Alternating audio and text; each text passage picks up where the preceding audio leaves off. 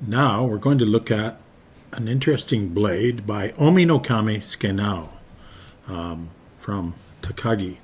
So, Omi Province and Shiga Prefecture. This blade, you'll see, is Shinogi Zakuri with Iori Mune. And it's roughly dated between 1669 and 1675.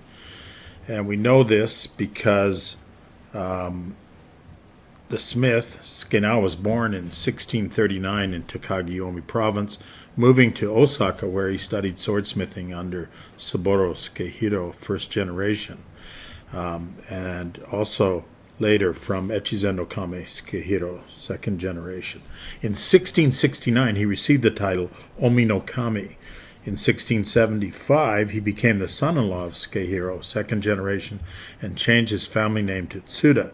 So after Sukehiro passed away in 1682, he became the successor of the Sukehiro tradition. So judging from the Mei of Omi no Kame Sukenao, this katana was forged sometime between 1669 to 1675, after receiving the Omi no Kami title and before changing his name to Tsuda. So from the first pass in the video, you'll have noticed some of the features. The blade displays koitame nagare with jinie. You can see that there's a crisp suguha hamon, and the boshi itself was a suguni komaru style.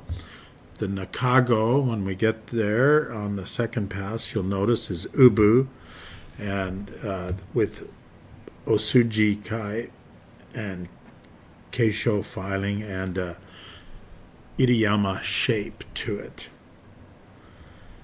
So these are fairly strong features, and there was actually a blade similar to this one that passed Juyo Token, and this was in the 10th Juyo Token Shinsa by the same artist, Omi no Kame Sukenao, but it had an urame from 1675. You can see the tight composition in the jigane. And usually, talking about Sukenao, he's famous for hamon, more representative, of Toran Midare. However, this particular katana and the Juyo Token katana both were done with a suguha hamon.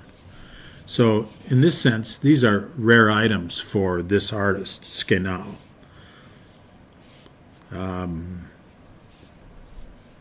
Also, an interesting fact about this blade is that the original license was created in Tochigi Prefecture in March of 1951, and the registration number was 218 or 218. So this was in the first year of registration, and it's referred to as the Daimyo Toroku, showing the importance of the sword by its early registration. So there was a prioritized system of licensing, and the daimyo blades were given first priority. So these low numbers on Torokusho are actually indications, usually of superior blades. So there's a high possibility that this sword was an important family heirloom, but we don't have any additional information on that. But it passed Tokubetsu Hozon certification at MBTHK in 2022.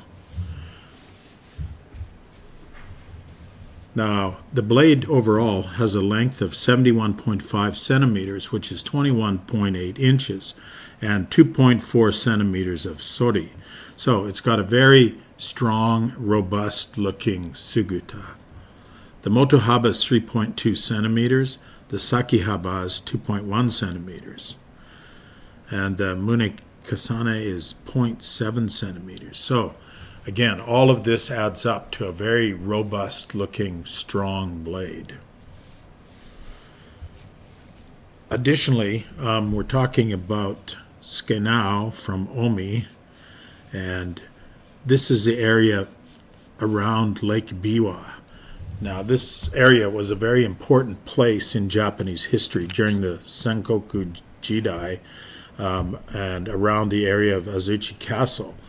And this was, the Keicho period, basically, when Oda Nobunaga was assassinated.